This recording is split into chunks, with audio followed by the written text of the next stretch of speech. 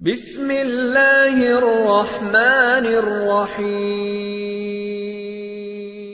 اگر ابھی تک آپ نے ہمارا چینل سبسکرائب نہیں کیا ہے تو ابھی اور اسی وقت سبسکرائب کر لیں۔ الحمدللہ رب العالمین والصلاة والسلام علی اشرف الانبیاء والمرسلین نبینا محمد وعلی آلہ وصحبہ اجمعین، اما بعد۔ اعوذ باللہ السمیع العلیم من الشیطان الرجیم من ہمزہ ونفخہ ونفثہ۔ ان اللہ وملائکتہ یصلون علی النبی یا ایھا الذین آمنوا صلوا علیہ وسلموا تسلیما۔ رب اشرح لي صدري ويسر لي امري واحلل عقدة من لساني يفقهوا قولي۔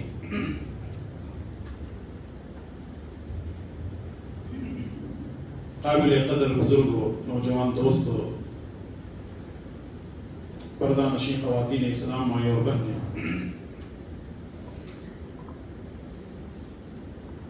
آج کے درس میں ہم سنیں گے فضائل درود،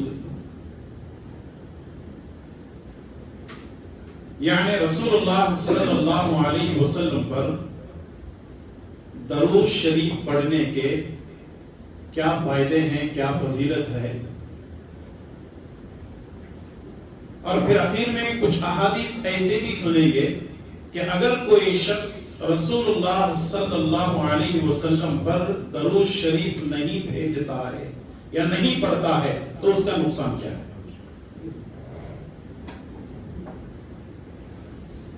سورہ احزاب سورہ نمبر 33 آیت نمبر 56 آپ کے سامنے تلاوت کی گئی ہے، جس میں اللہ تبارک و تعالی نے فرمایا ان اللہ و ملائکتہ یصلون علی النبی، بے شک اللہ تبارک و تعالی اور اس کے فرشتے یصلون علی النبی، نبی پر درود بھیجتے ہیں۔ سب سے پہلے درود بھیجنے والا کون ہے؟ اللہ تعالیٰ ہے، دوسرے نمبر پر فرشتے ہیں۔ اب آگے اللہ تعالیٰ فرماتا ہے یا ایھا الذین آمنوا، اے ایمان والو، صلو علیہ وسلموا تسلیما، تم بھی رسول اللہ صلی اللہ علیہ وسلم پر درود و سلام بھیجو۔ تو دل کی گہرائیوں سے ایک مرتبہ ہم درود شریف پڑھ ہی لیتے ہیں۔ اللہم صلی علی محمد وعلی آل محمد کما صلیت علی ابراہیم وعلی آل ابراہیم انک حمید مجید۔ اللہم بارک علی محمد وعلی آل محمد کما بارکت علی ابراہیم وعلی آل ابراہیم انک حمید مجید۔ اب یہاں سوچنے والی بات ہے، اہل علم کے اس پر اقوال ہے۔ ایک تو اللہ تعالیٰ درود بھیجتا ہے اور دوسرے فرشتے درود بھیجتے ہیں، اور اللہ تعالیٰ نے ایمان والوں سے کہا کہ تم بھی رسول اللہ صلی اللہ علیہ وسلم پر صلاۃ و سلام بھیجو۔ اب یہ تینوں الگ الگ چیزیں ہیں۔ اگر یہ اللہ تعالیٰ کی طرف سے ہو، اہل علم کے اقوال ہیں کہ اگر یہ اللہ کے طرف سے ہو تو یہ نبی کے لیے رحمت ہے۔ اگر اللہ کی طرف سے ہو تو یہ نبی کے لیے کیا ہے؟ رحمت ہے، اور اگر فرشتوں کی طرف سے ہو تو رحمت اور برکت کی دعا ہے، اور اگر مومنوں کی طرف سے ہو تو درود و سلام ہے۔ بات واضح ہوگی؟ اگر اللہ کی طرف سے ہے تو رحمت ہے، فرشتوں کی طرف سے ہے تو رحمت اور برکت کی دعا ہے، اور اگر مومنوں کی طرف سے ہو تو درود و سلام ہو۔ تو یہ جو درود و سلام مومنوں کی طرف سے ہے، مومنوں کو چاہیے کہ وہ ہمیشہ رسول اللہ صلی اللہ علیہ وسلم پر درود و سلام پڑھتے رہیں یا درود و سلام بھیجتے رہیں۔ اب سوال یہ ہے کہ رسول اللہ صلی اللہ علیہ وسلم پر درود و سلام بھیجنے کی وجہ کیا ہے؟ کیوں بھیجا جائے؟ کیا ضرورت ہے رسول اللہ صلی اللہ علیہ وسلم پر درود و سلام بھیجنے کی؟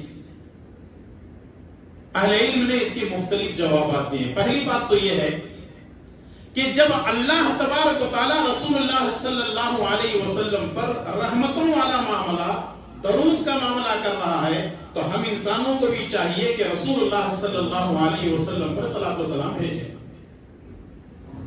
یہ پہلی توجیہ اہل علم نے کی ہے۔ دوسری وجہ یہ ہے کہ رسول اللہ صلی اللہ علیہ وسلم کے اس امت پر بے شمار احسانات ہیں. ہم نبی کے احسانات کا بدلہ تو نہیں چکا سکتے، لیکن کم سے کم نبی کریم صلی اللہ علیہ وسلم پر درود و سلام تو پڑھ سکتے ہیں نا، یہ تو بھیج سکتے ہیں، اتنا تو ہمارا حق بنتا ہے. تو اس لیے ہر مسلمان مرد اور عورت کے لیے ضروری ہے کہ وہ رسول اللہ صلی اللہ علیہ وسلم پر درود و سلام پڑھتا رہے. اگر ہم درود و سلام پڑھتے ہیں تو اس کا فائدہ کیا ہے؟ آئیے کچھ حدیث میں آپ کی خدمت میں پیش کر دیتا ہوں. پہلی حدیث عن ابی ہریرہ رضی اللہ تعالی عنہ قال قال رسول اللہ صلی اللہ علیہ وسلم من صلی علی واحدۃ صلی اللہ علیہ عشرہ.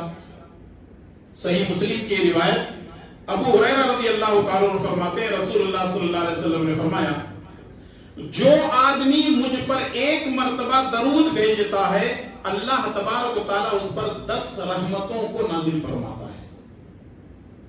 اللہ کی رحمت کو حاصل نہیں کرنا چاہتا، ہر کوئی اللہ تعالیٰ کی رحمت چاہتا ہے. اسی لیے ہم مسجد میں داخل ہونے کی دعا پڑھتے ہیں. کیا دعا پڑھتے ہیں؟ اللہم انی اسألک، جی ہاں کنفیوز ہو گئے نا، میں جان بوجھ کر کے الٹی دعا پڑھ رہا ہوں جانے کی. مسجد میں داخل ہونے کی دعا کیا ہے؟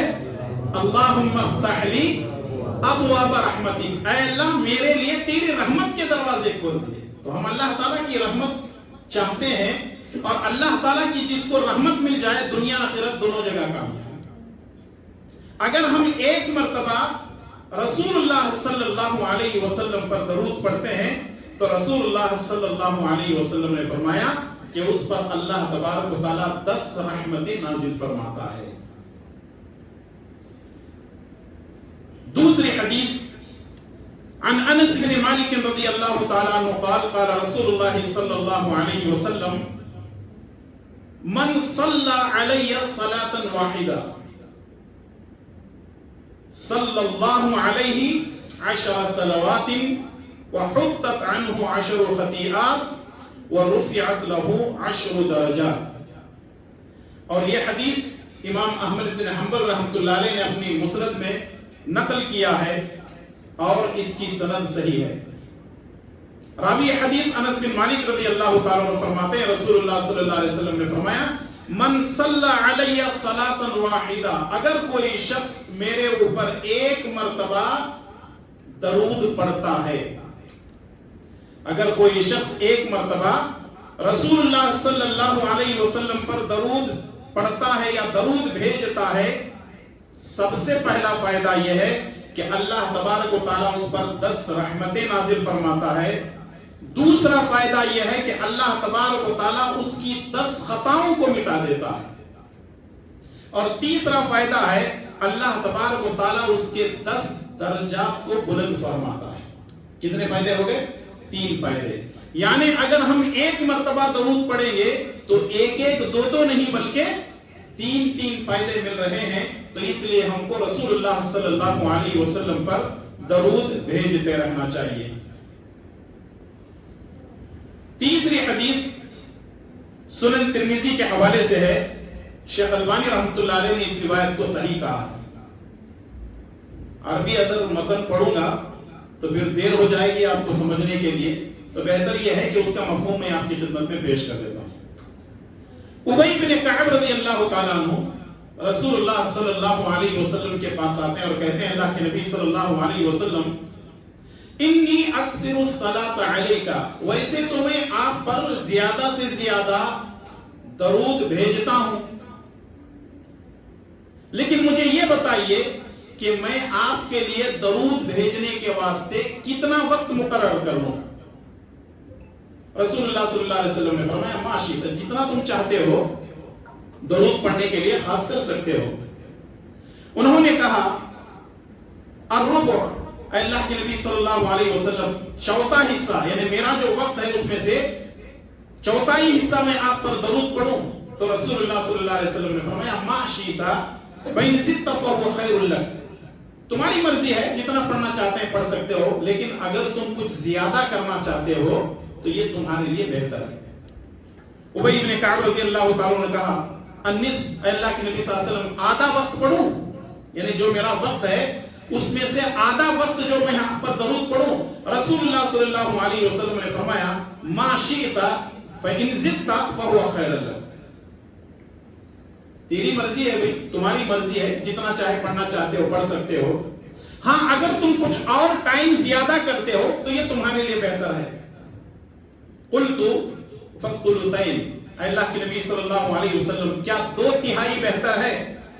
آگے نبی صلی اللہ علیہ وسلم نے فرمایا ما شئت، جتنا تم چاہتے ہو، ہاں اگر اور تھوڑا زیادہ کر لیتے ہو تو تمہارے لیے بہتر ہے۔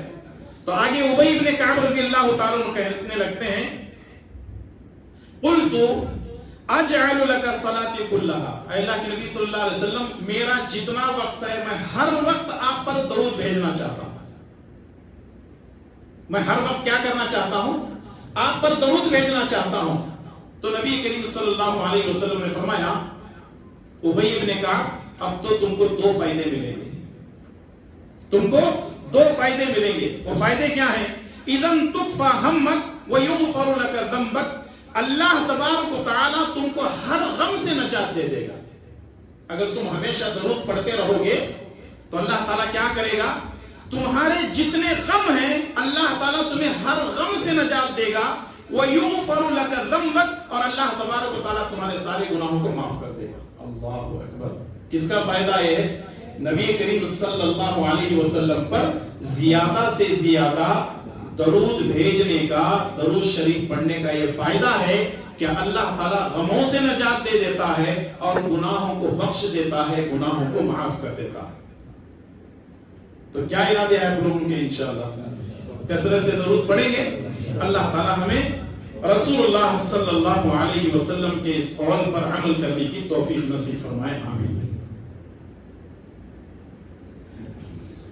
چوتھی حدیث سنن ترمذی کے حوالے سے ہے اور یہ سنن ابو داؤد میں بھی موجود ہے۔ راوی حدیث حضرت فضالہ بن عبید رضی اللہ تعالیٰ عنہ، وہ کہتے ہیں کہ ہم رسول اللہ صلی اللہ علیہ وسلم کے ساتھ بیٹھے ہوئے تھے، دخل رجل فصلى، ایک آدمی مسجد میں داخل ہوا اور اس نے نماز پڑھی۔ ہم نبی صلی اللہ علیہ وسلم کے ساتھ بیٹھے ہوئے تھے، ایک آدمی مسجد میں داخل ہوا، اس نے نماز پڑھی۔ نماز پڑھنے کے بعد اس نے کہا اللہم اغفر لی وارحمنی، اے اللہ مجھے بخش دے، مجھ پر رحم فرما۔ ظاہر ہے دعا کر رہا تھا۔ تو رسول اللہ صلی اللہ علیہ وسلم نے اس سے کہا ایھا المصلی اذا صلیت فقعدت فاحمد اللہ بما هو اہلہ، او نمازی بہتر یہ ہوتا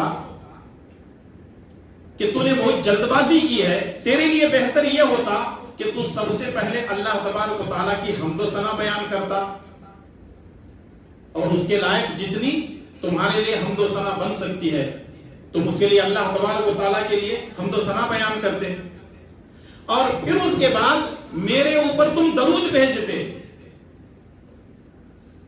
تم نے بہت جلد بازی کی، نہ تم نے اللہ تعالیٰ کی حمد و ثنا تعریف بیان کی اور نہ تم نے میرے اوپر درود پڑھا، تم نے صرف یہ کہا اللہم اغفر لی اللہم ارحمنی، اے اللہ میری بخشش کر دے، مجھ پر رحم فرما۔ ہونا تو یہ چاہیے کہ ایک آدمی اگر دعا کر رہا ہے تو سب سے پہلے وہ کیا کرے؟ اللہ تعالیٰ کی حمد و ثنا بیان کرے، اس کی پاکیزگی بیان کرے۔ اے اللہ تو ساری دنیا کا مالک ہے، اے اللہ تو ساری دنیا کا بادشاہ ہے، اے اللہ تو خالق ہے، تو مالک ہے، تو بادشاہ ہے، تو حاکم ہے، تیرے حکم کے بغیر دنیا میں کچھ نہیں ہوتا۔ یہ اللہ تبارک و تعالیٰ کی تعریف و توصیف ہے، اس کی حمد و ثنا ہے۔ پھر اس کے بعد دعا میں دوسرے نمبر پر رسول اللہ صلی اللہ علیہ وسلم پر درود بھیجنا ہے۔ جب اتنی بات اس صحابی نے سنی تو وہ فوراً کیا کرتے ہیں؟ اٹھتے ہیں اور اٹھنے کے بعد نماز پڑھتے ہیں، اور نماز میں کیا کرتے ہیں؟ اور سب سے پہلے اللہ تبارک و تعالیٰ کی حمد و ثنا بیان کرتے ہیں اور رسول اللہ صلی اللہ علیہ وسلم پر درود بھیجتے ہیں۔ تو رسول اللہ صلی اللہ علیہ وسلم دیکھتے ہیں کہ ادھر اس نے سنا اور عمل شروع کر دیا، تو رسول اللہ صلی اللہ علیہ وسلم فرماتے ہیں ایھا المصلی ادعو تجب، او نمازی، اے مصلی اب اللہ سے دعا مانگ، اللہ تعالیٰ تیری اب دعا قبول کر کے رہے گا۔ اللہ، اس کا مطلب یہ ہے کہ دعا اس کا نام نہیں ہے کہ آدمی ہاتھ اٹھا ہے، کبھی ادھر دیکھ رہا ہے، کبھی ادھر دیکھ رہا ہے، کبھی موبائل میں جھانک کر کے دیکھ رہا ہے، اور کبھی سر کھجا رہا ہے، کبھی داڑھی پہ ہاتھ، کبھی کپڑوں پہ ہاتھ. اس کا جو دماغ ہے بکھرا ہوا ہے، توجہ اس کی دعا میں نہیں ہے، اور دعا کر بھی رہا ہے تو اللہ تعالیٰ کی حمد و ثنا نہیں ہے، اللہ تعالیٰ کی بڑائی و رسول کی نہیں ہے، نبی کریم صلی اللہ علیہ وسلم پر درود بھیجنے کو تیار نہیں ہے، بلکہ وہ سیدھے ہاتھ اٹھایا، یا اللہ مجھے وہ دے، یا اللہ مجھے یہ دے.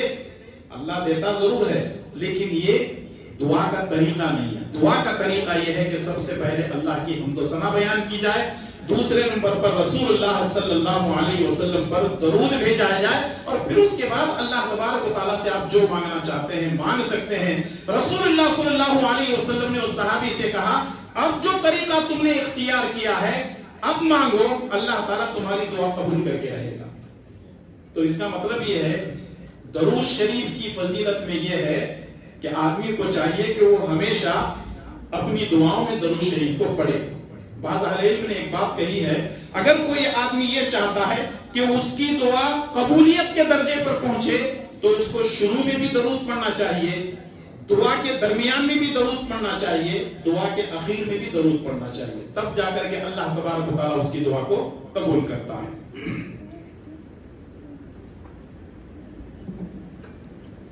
5ویں حدیث ہے،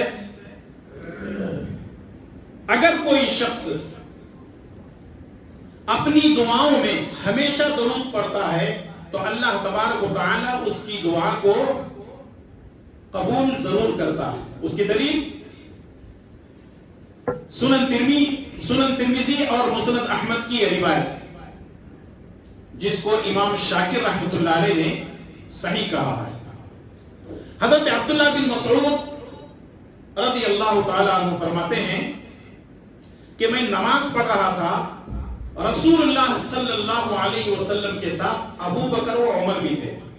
عبداللہ بن مسعود کہتے ہیں کہ میں ایک مرتبہ نماز پڑھ رہا تھا، رسول اللہ صلی اللہ علیہ وسلم کے ساتھ ابو بکر و عمر رضی اللہ تعالیٰ عنہما یہ دونوں بھی بیٹھے ہوئے تھے، اور میں نماز پڑھنے کے وقت میں نے سب سے پہلے اللہ تبارک و تعالیٰ کی حمد و ثنا بیان کی، پھر اس کے بعد میں نے رسول اللہ صلی اللہ علیہ وسلم پر درود بھیجا تو نبی کریم صلی اللہ علیہ وسلم نے سن کر کہا، سل تعطو، سل تعطو. 2 مرتبہ نبی صلی اللہ علیہ وسلم نے فرمایا تم مانگو اللہ ضرور دے گا، تم مانگو اللہ ضرور دے گا. یعنی اس سے یہ بات ثابت ہوتی ہے کہ اگر کوئی آدمی نماز پڑھ رہا ہے تو نماز پڑھنے کے دوران اس کے لیے ضروری ہے کہ وہ سب سے پہلے اللہ تعالیٰ کی حمد و ثنا بیان کرے. اللہ کی حمد و ثنا ہم کیسے بیان کرتے ہیں؟ التحیات للہ والصلوات والطیبات، پورا کا پورا. پھر اس کے بعد ہم کیا پڑھتے ہیں؟ درود ابراہیمی پڑھتے ہیں، اللہم صلی علی محمد وعلی آل محمد. پھر اس کے بعد اللہم انی ظلمت نفسی ظلما کثیرا. پھر اس کے بعد اللہم انی اعوذ بک من فتنة المسیح الدجال ومن فتنة المحیا وفتنة الممات. اور پھر اس کے بعد جو عذاب قبر کی جو پناہ مانگنے والی دعائیں ساری کی ساری پڑھی جاتی ہیں. بعض اہل علم نے کہا ہے کہ یہ نماز کے لیے بھی ہے اور نماز کے بعد بھی ہے کہ سب سے پہلے اللہ تعالیٰ کی حمد و ثنا ہو، رسول اللہ صلی اللہ علیہ وسلم پر درود بھیجا جائے، اور پھر اس کے بعد جو ہے بندہ دعا کرے.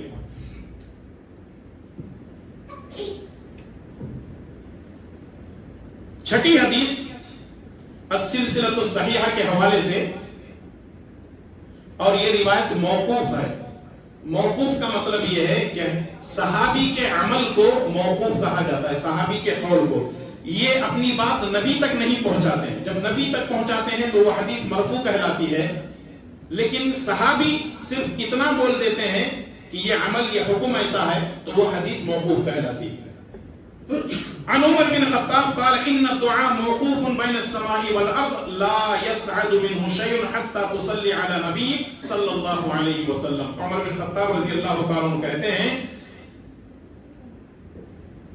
کہ دعا زمین اور آسمان کے درمیان لٹکتی ہے، معلق رہتی ہے. زمین اور آسمان کے درمیان دعا معلق رہتی ہے، لٹکتی رہتی ہے. حتی تصلی علی نبی صلی اللہ علیہ وسلم، جب تک کہ بندہ اپنی دعا میں رسول اللہ صلی اللہ علیہ وسلم پر درود نہیں پڑھتا۔ اس کا مطلب یہ ہے ہماری جو دعائیں ہیں اگر ہم اپنی دعاؤں میں نبی پر درود نہیں بھیجتے ہیں تو وہ ہماری دعا آسمان اور زمین کے درمیان لٹکتے رہتی ہے۔ تو اس کو اوپر پہنچانے کے لیے پاور کیا ہے؟ رسول اللہ صلی اللہ علیہ وسلم پر درود پڑھنا ہے۔ جب ہم درود پڑھیں گے تو وہ آسمانوں کی طرف دعا بلند ہو جائے گی۔ اب یہ جو جتنی حدیثیں آپ نے سنی ہیں تقریباً 6 حدیثیں جس میں رسول اللہ صلی اللہ علیہ وسلم پر درود شریف پڑھنے کی یا بھیجنے کی فضیلت ہے۔ اب اگر کوئی آدمی رسول اللہ صلی اللہ علیہ وسلم پر درود نہیں پڑھتا ہے، درود نہیں بھیجتا ہے، تو رسول اللہ صلی اللہ علیہ وسلم نے فرمایا کہ جس کے سامنے میرا نام لیا جائے اور وہ مجھ پر درود نہ پڑھے وہ بخیل ہے۔ بخیل مانے کنجوس۔ ایک آدمی بخل ایسا ہوتا ہے، بخیلی کس کو کہتے ہیں؟ ایک آدمی کے پاس پیسہ زیادہ ہے، وہ دبا دبا کر کے رکھتا ہے، تو یہ بخیل وہ ہے جو نبی کا نام لیا جاتا ہے اتنا بخیل ہے وہ درود بھی نہیں پڑھتا نبی کریم صلی اللہ علیہ وسلم۔ اس کی دلیل سنن ترمذی کی روایت ہے عن علی قال قال رسول اللہ صلی اللہ علیہ وسلم البخیل من ذکرت عنده فلم يصلي علیہ۔ بخیل وہ ہے جس کے سامنے میرا نام لیا گیا ہو اور وہ مجھ پر جو ہے درود نہ پڑھے۔ تو اس لیے جب کہیں اور کبھی بھی رسول اللہ صلی اللہ علیہ وسلم کا نام لیا جاتا ہے تو ایسی حالت میں کیا کرنا ہے؟ کم سے کم جو درود ہے وہ چھوٹا جو درود ہے وہ کیا ہے؟ صلی اللہ علیہ وسلم پڑھنا ہے۔ اگر نہیں پڑھتا ہے اس کا مطلب یہ ہے کہ وہ 1 نمبر کا بخیل ہے۔ 8ویں حدیث ہے جو لوگ رسول اللہ صلی اللہ علیہ وسلم پر درود نہیں بھیجتے ہیں وہ خسارہ اٹھائیں گے۔ کیسے؟ سنن ابن ماجہ کی صحیح روایت ہے عن ابن عباس رضی اللہ تعالی عنہ قال قال رسول اللہ صلی اللہ علیہ وسلم من نسی الصلاۃ علی خطی طریق الجنہ۔ ابن عباس فرماتے ہیں رسول اللہ صلی اللہ علیہ وسلم نے فرمایا اگر کوئی آدمی مجھ پر درود بھیجنا بھول جاتا ہے خطی طریق الجنہ گویا کہ وہ جنت کے راستے سے بھٹک جاتا ہے، جنت کا راستہ کھو دیتا ہے۔ فضیلت بھی ہے وعید بھی ہے۔ یعنی انسان کو چاہیے کہ جب کبھی موقع ملے جہاں وہ اللہ تعالیٰ کا ذکر کرتا ہے سبحان اللہ الحمدللہ اللہ اکبر لا الہ الا اللہ لا حول ولا قوت الا باللہ سبحان اللہ وبحمدہ سبحان اللہ، یہ جتنے اذکار ہیں ان تمام اذکار کے اندر درود شریف کو بھی شامل کر لینا ہے۔ کس کو شامل کر لینا ہے؟ درود شریف کو شامل کر لینا ہے۔ 90 اور آخری حدیث آپ کے سامنے پیش کی جا رہی ہے۔ صحیح ابن حبان کی روایت ہے ابو ہریرہ رضی اللہ تعالیٰ عنہ فرماتے ہیں کہ ایک مرتبہ رسول اللہ صلی اللہ علیہ وسلم منبر پر چل رہے تھے تو آپ صلی اللہ علیہ وسلم پہلی سیڑھی پر قدم رکھتے ہیں اور کہتے ہیں آمین، دوسری سیڑھی پر قدم رکھتے ہیں کہتے ہیں آمین، اور تیسری سیڑھی پر قدم رکھتے ہیں کہتے ہیں آمین۔ جب نبی صلی اللہ علیہ وسلم منبر سے اترے تو صحابہ کرام نے پوچھا اللہ کے نبی صلی اللہ علیہ وسلم ہم نے ایک عجیب چیز دیکھی، وہ یہ ہے کہ جب آپ منبر پر چل رہے تھے پہلی دوسری تیسری سیڑھی پر آپ نے آمین آمین آمین کہا، پھر اس کی وجہ کیا ہے؟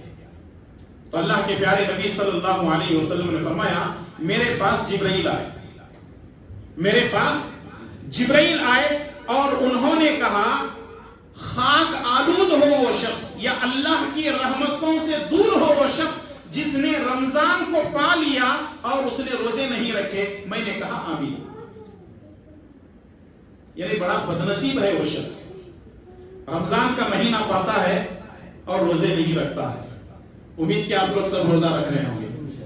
اللہ تعالیٰ مکمل روزے صحت و عافیت کے ساتھ رکھنے کی توفیق عطا فرمائے اور اللہ تعالیٰ ہماری جملہ عبادتوں کو قبول فرمائے، آمین۔